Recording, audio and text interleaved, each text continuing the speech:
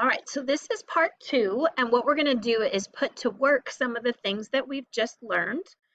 So I'm going to make some notes off to the side here, and we might even do a little example off to the side, but the main work is going to be on the left here. And what we're trying to do is simplify this expression. So we want it to come down to a single function. So that's the goal we want to keep in mind.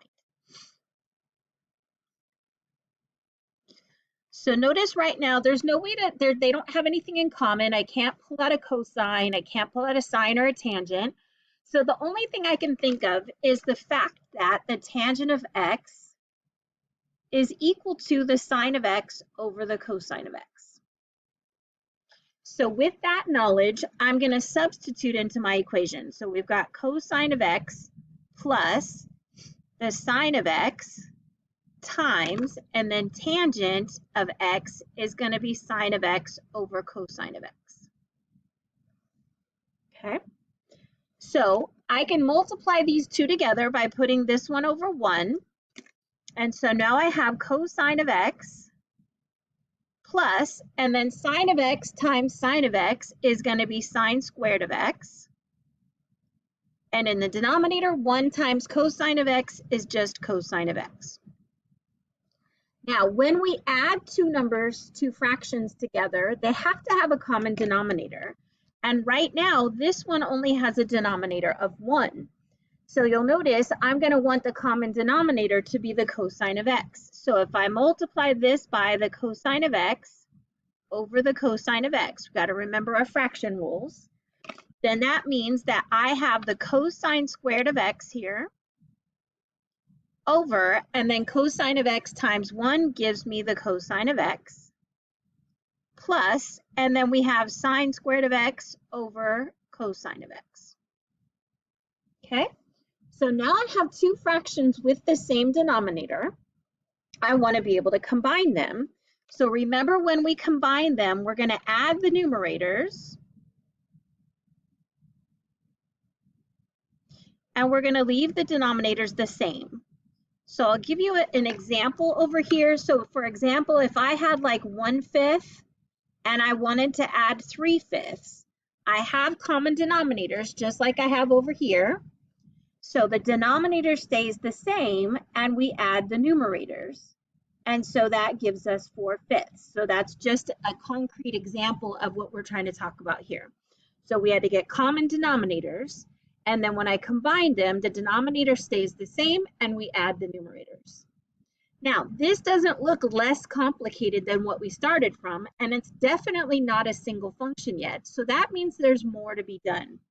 So if we remember our Pythagorean identity, it said that the sine squared of x plus the cosine squared of x was equal to 1 every time. And notice this is pretty much saying sine squared of x plus cosine squared of x. So I'm going to substitute 1 for that statement. So that means I really have 1 over the cosine of x, because we said sine squared of x plus cosine squared of x is equal to 1. Then sine squared of x plus cosine squared of x is equal to 1. Okay, so I do have it down to one function, but I want to get rid of the fraction if I can. So we said the reciprocal of cosine was secant, and so the final answer is going to be the secant of x. So we kind of had to blow up the problem a little bit to shrink it down to exactly one function. So each of these problems is kind of their own little puzzle. So think of it as like a jigsaw puzzle where you're trying to take the pieces, which are the identities that we've learned, and apply them to the problem that we've been given until we come up with something a little bit more simple. Okay? So when we take a look at the next one, if you think you've got it, pause the video and give it a try. And if you don't have it, let's go ahead and give it a try together. So right now, I don't want to multiply these because I don't have anything that would make it nicer, right? So I want to start changing this up a little bit to see what I know. Well, I know that the cosecant of x is equal to the reciprocal of the sine of x. And I also know that the tangent of x is equal to the sine of x over the cosine of x. So those are two identities that we learned earlier in part 1. So what I'm going to do is I'm going to leave this cosine of x here. And then my cosecant of x is now the reciprocal of the sine of x. And my tangent of x is going to be the sine of x over the cosine of x. And so hopefully you notice if I put this over 1, everything is multiplication. So this cosine cancels with this one, and this sine of x cancels with this one, and all we're left with is 1 over 1, which is just 1. So that was a little nicer than the previous problem. All right, so what I want you to do is take a moment to pause the video and see if you can simplify this fraction.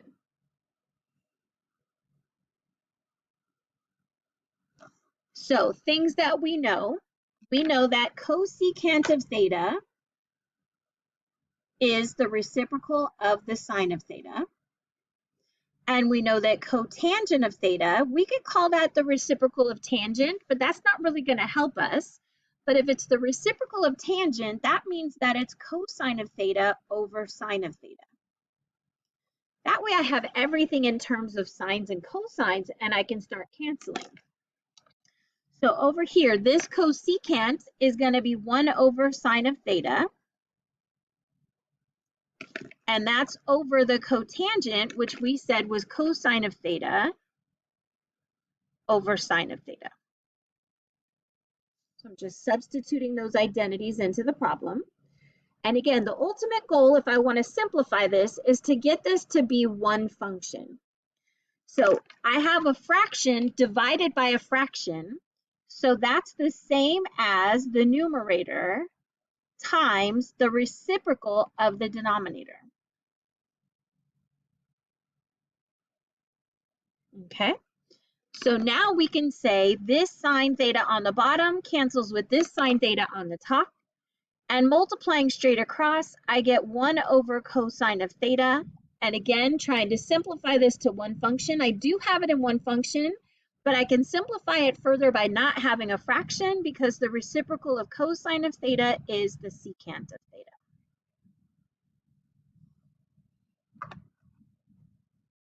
Now, not all equations are identities because identities have to be true no matter what the variable is. Sometimes when I have an equation, it's only true for a given x value. So for it to be an identity, that means no matter what theta value I pick, it's going to make it work. And so, second, come on, technology. There we go. So if we're trying to show that something's an identity, it only takes one counterexample, something to show that it's not true in order to say that it's not an identity.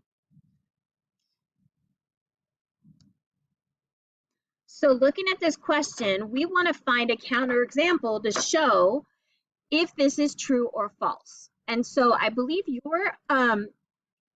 your paper is saying, is one of these a counterexample? So I just kind of gave you a couple of options. So if I plug in 90 and if I plug in 45, if it's an identity, they should both work. If one of them makes it fail and it's not equal, then that means it's not an identity. So if I try 90 degrees, we're saying that the sine of 90 degrees times the cosine of 90 degrees is going to be equal to the cotangent at 90 degrees. So let's look at a unit circle. And so at 90 degrees, that's this angle right here. This is at 0, 1. And so we said that sine is represented by y on the unit circle. So that means this is 1. Cosine is represented by x on the unit circle. So that's 0. And cotangent is x over y, so that is 0 divided by 1. So 1 times 0 is 0. And if we're looking at it as a no or an okay, do we see that this looks more like the okay? So that would also be 0. So that shows that they're equal. So that's not a counterexample because it's showing that it is an equation that's true. I'm looking for a counterexample that shows that it's false. So coming over here, if we try 45 degrees, that means that we're looking at the sine of 45 times the cosine of 45, oops, can't spell today, is equal to the cotangent of 45 degrees. Okay, and so sine of 45, hopefully remember that that's root 2 over 2. Cosine of 45 degrees, that is also root 2 over 2. And then cotangent, that's x over y. So we just said cosine, which is my x value, is root 2 over 2. Sine is representing my y value, which is root 2 over 2. So on the left-hand side here, we get the square root of 4 over 4.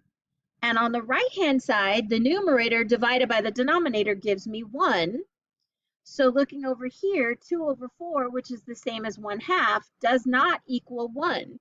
And since it doesn't equal 1, then theta equal to 45 degrees is a counterexample. I'll call that a CE just to shorten it a little bit. That shows the equation is not an identity.